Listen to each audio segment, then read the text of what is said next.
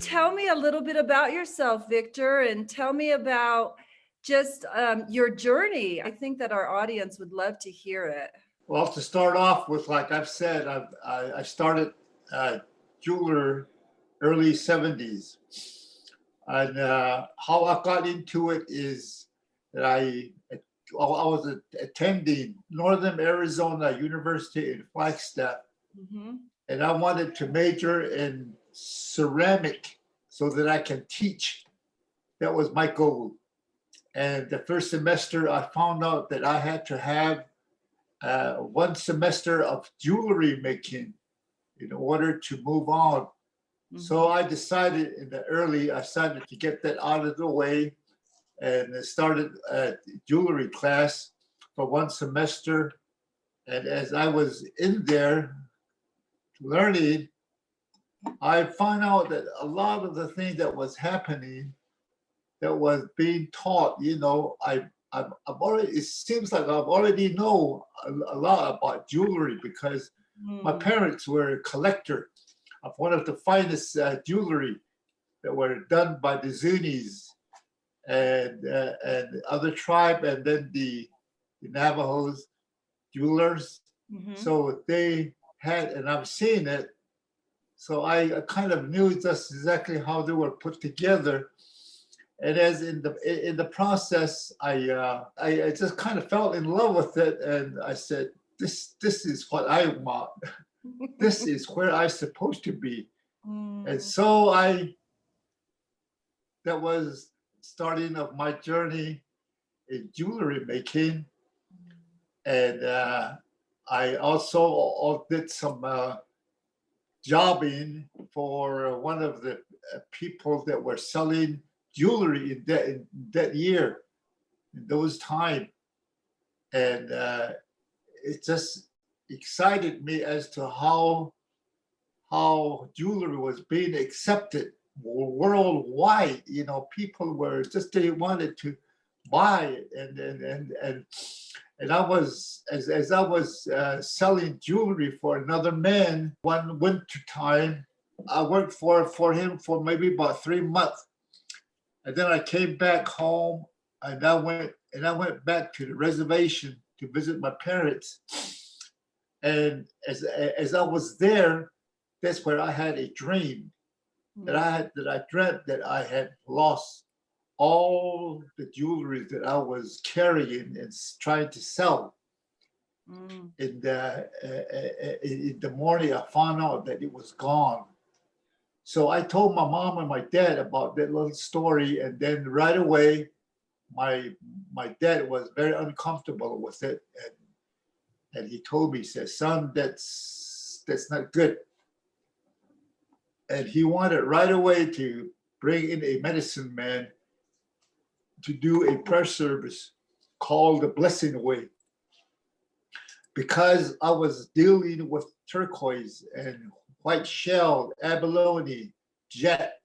Those are the 4 sacred stones that our people uses, and they represent each mountain to the east, south, west, and north. There's 4 sacred mountains, and they are like the white shell is to the east, turquoise to the south, abalone to the west, north is jet. So that's how they're set. And to have a dream like that and losing them, and just wasn't very good for me. So I had my prayer service. And as a result, there's an interesting mind that came to me, is I wanted to go and find a school that also teaches a little bit different from Flagstaff. And I found out that one of the best one was in a place called New Paltz, New York. There was a state university over there. And back in early 70s, I got a scholarship, and I went out to New York at a place called University at New Paltz, state of New York. And that's where I spent the summer. And that's where people have often asked me, Victor, who did you learn from? It was your grandpa, or what tribe did you learn from? I said, no, I had a good teacher. My teacher was a German man, a German. And he noticed that most of the jewelries that were being produced by our tribe were a lot of similarity, a lot of little leaves. They designed little leaves and little drops, and they deck them out with, on their bracelet, buckles, or whatever. Mhm. Anyway, he said, Victor, I want to challenge you to do something that is simple, and attractive. And so I designed this one little piece of, forgot what it was, a ring or a bracelet or a buckle or something, a bow tie. I don't know what it was. Anyway, he said, after I was done with it, he liked it. He said, yeah, okay, Victor, this is what I mean. A jewelry is supposed to sell itself and be creative and be simple. So that's how I got myself into contemporary jewelry. So when I came back to Flagstaff, I came up with this. I've learned this little design that curves up like this. Yeah, bring it closer. See that Oh, it curves up. yes. And then also that rail. Oh, rail. Victor, that's beautiful. Yeah, that rail also was something that came automatically. I came upon that. So I've been making a lot of this curve Mhm, with lines only, just as simple as that, mhm. And it turned out that I was the only one in all the artists that was doing that style. Mm, And that's what really helped me. mm. And I enjoyed looking at Charles Lolomaw's jewelry and Kenneth Begay's jewelry. Mhm. There were a lot of their jewelry that were simple and very unique and contemporary.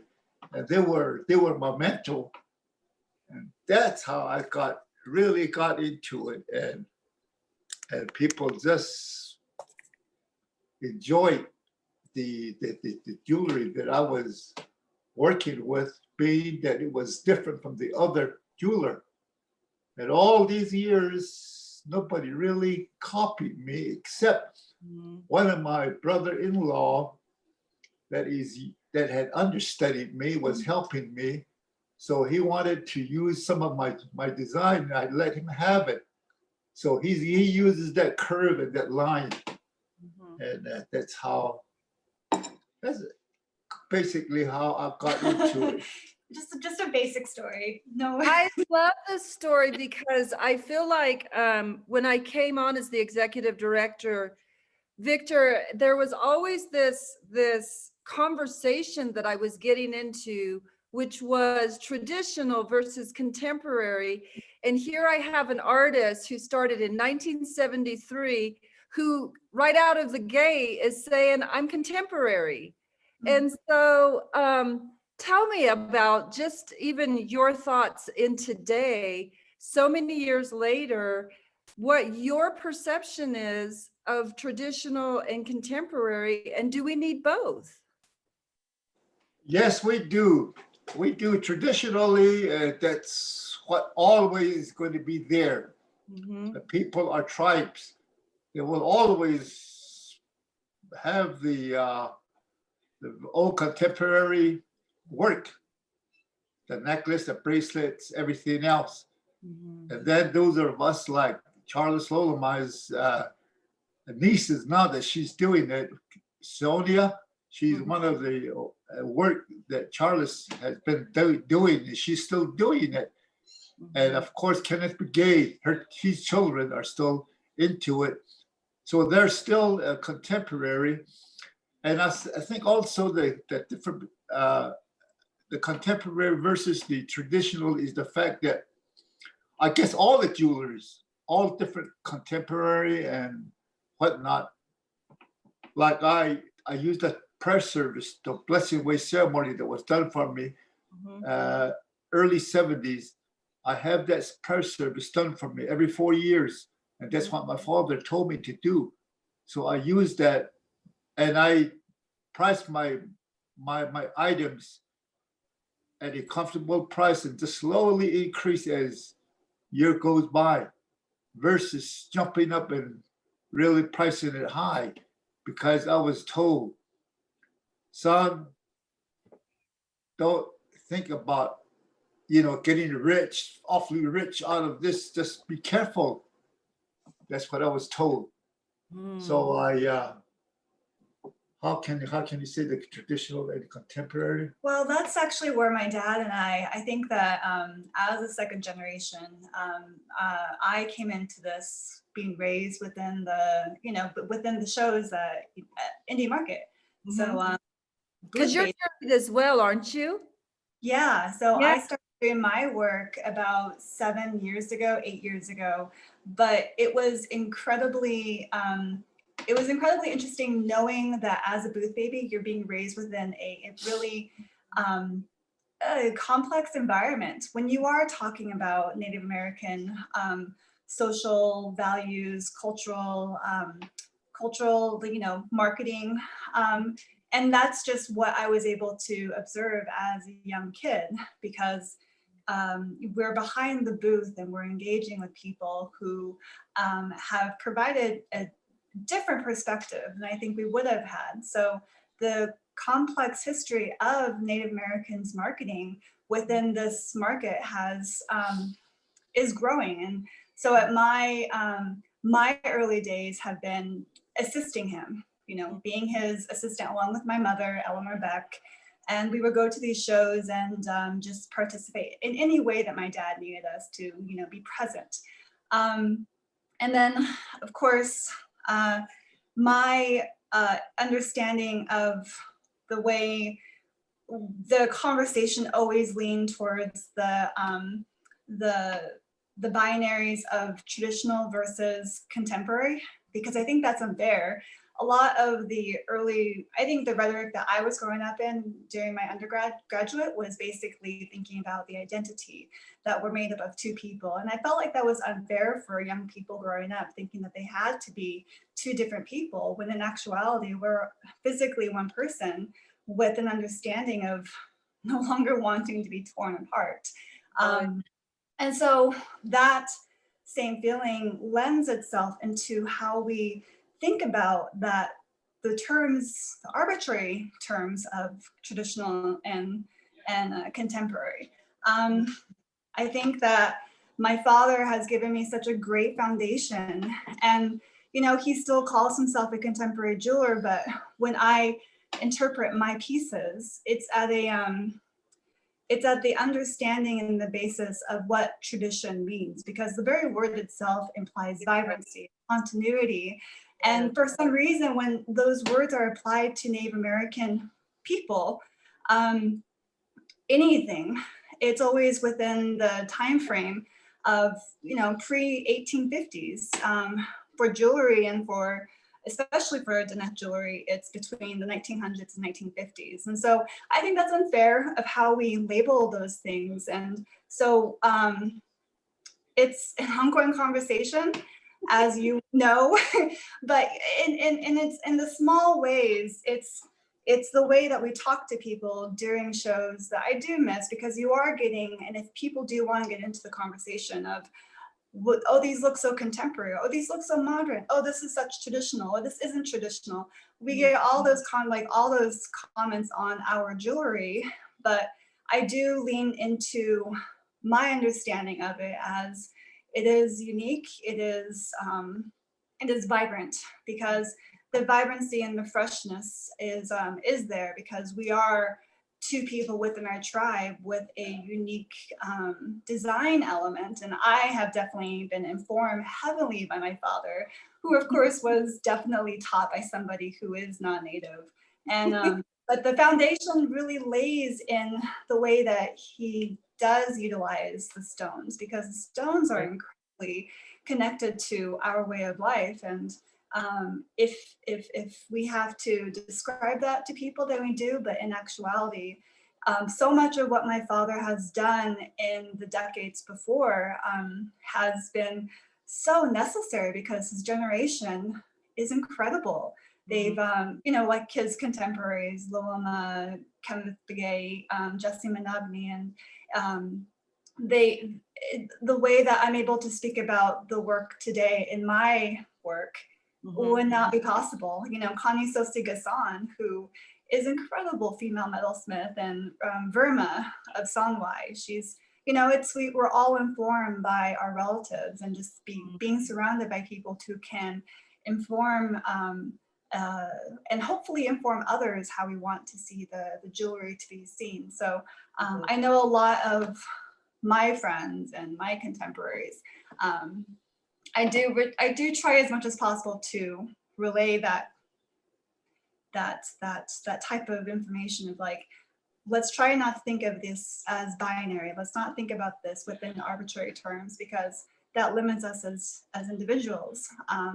But the vibrancy is truly there. And I think that's the beauty of the generational, the continuity. Everything my dad says, you know, I love hearing his stories, and that's where I have to respect the history, and that's part of it.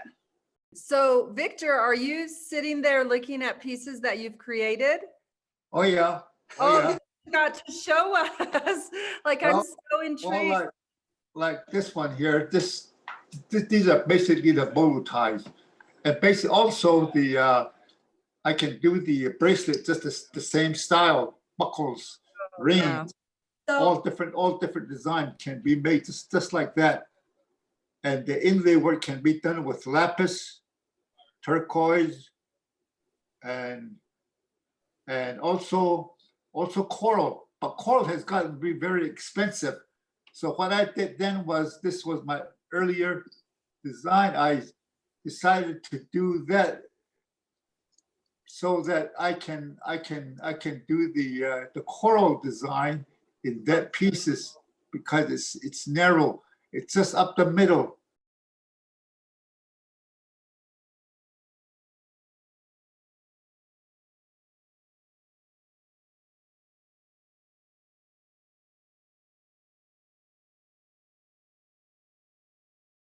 This is another one that we thought that we could do. And if you take all the stones out, Nani. If we take all the stones out, this becomes basically just a plain. Oh, wow. Style. It's just a. He calls it the Santa Fe style bolo. It's definitely become a classic piece. He's continuously making them and allowing, you know, these. I'm just always impressed by how he is continually not only producing, but also just getting orders out of the blue. So it's incredible. And whenever I can help, I help him still. I'm assuming you've helped him with an online presence? Yes, online presence has been interesting. Honestly, you know, with the pandemic, I had created a website for him beforehand, and it's been really good for how he's been kind of connecting with his clients, but also just having an understanding that you know, if it hadn't been for me, and also just the time I put into it, it would have been definitely harder to have gotten these orders in. The presence is definitely there. The presence that we've had in the past year has been more transitioning, because I moved from North Carolina to Tucson during the pandemic, and then we moved again in October to our current place.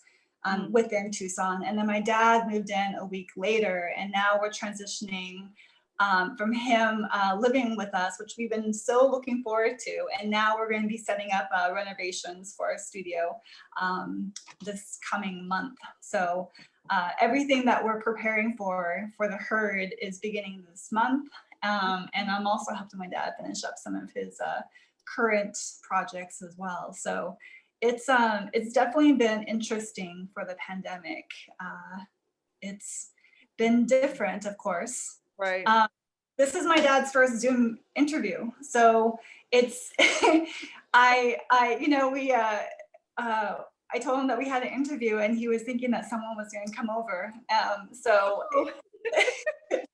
it's been good. And so one of my goals for the studio renovation that we're going through is to have a space where I can commit time with my father and I to have mini videos of him and I together, because that's one of the benefits of having him so close, is now I can create these small videos, if not for others, then also for myself, and just kind of getting us into a mode of recording just the stories that you heard earlier. So Totally. Love the oral history and the fact that it goes back to when you were a young man, Victor, thinking that you were going to do something, and then you came into contact with fate and a jeweler was born. And I love that. My dad was a jeweler. And so I just got really emotional. that's a real thing. Mhm. Yeah. I mean, I lost my mom 4 or 5 years ago, and that's been still an emotional thing for us, because it's that's the beauty of what we do as the children of our parents, is that we create a way to give back what they've given to us. So it's Totally. The other thing about my earlier entry into the artists is the fact that a lot of like my younger brother was an artist. He was a world-renowned, one of the finest one that we had in our tribe. His name was Clifford Beck Jr. And he's the one that did this. I guess Oh, his sweatshirt. Oh, very cool. Yeah. Yeah. He's the one that did this drawing here. And also my mother was telling me that my grandfather was a silversmith. And also I have some nieces and nephews that are good fine artists, you know. So all runs in the family. Well, I appreciate this. And so, okay, I got to ask you one more time. It's Nanibaa? Nanibaa. Nanibaa. Okay. So Not Above is the name of my business, because it's also my favorite mispronunciation of my name. So it goes into another, but you know, it also comes back to never above you, never below you, always beside you. That type of understanding, because there's Really nice to hear. Yeah, exactly. My wife wanted me to name the girls, give them a traditional name. Okay. Nanibaa means a person, a warrior that returns safely to the tribe, return home. Nanibaa. And then I have an older daughter. Her name is Tehazbaa. Tehazbaa means journey for friendship. Yeah. And people can't have the hardest time pronouncing that, bringing out that sound, that eh. So we just decided to make it just short, just use the first letter K, the letter K, and then B-A-A, ba, K-ba. That we go with that by that her name. Her real name is Kehazba. So this one is Nanibaa. Yeah. I love it. Well, Nanibaa, thank you so much for coming with your father. Like, that's such a blessing to me. And I hope that we can definitely share another moment like this. So Victor, I got the first Zoom interview with you, and I'm so blessed by that. Thank you. This is the first one that I've ever got myself involved. Yeah. I love where he goes with these answers. So I was actually looking forward to seeing what he would say today. One time at a show, a lady came up to me and asked me, Victor, do you believe in dreams? And I said, definitely. Mm, Dreams can be a good one. I'll mhm. tell you a story if you come to the house. And that's what I told her about that dream about losing my jewelry. And then Mm, came out of it years later and be coming out to be a successful jeweler. yeah. That dream was my path, Mm, my journey. mhm. That's what it was. So yes, I believe in good dream. That's right. Thank you so much, you guys. Have an awesome day, and I can't wait to meet you in person. Absolutely. And again, thanks to Swaya for all the work that you guys are continuously doing behind the scenes and thinking of different ways of marketing everything that we try to put out on, a yearly basis. So again, just thank you, everybody. Thank you. Yes, thank you. Yeah. Thank you, Tiswaya. It's been a good year for me. I'm 79 years of age now. I'm coming around to just laying down and resting, but I can't do it. No. Nobody won't let me do it because I always get orders and have to do it. Thank Yeah. you. Thank you, you guys. Bye-bye. All right. Bye.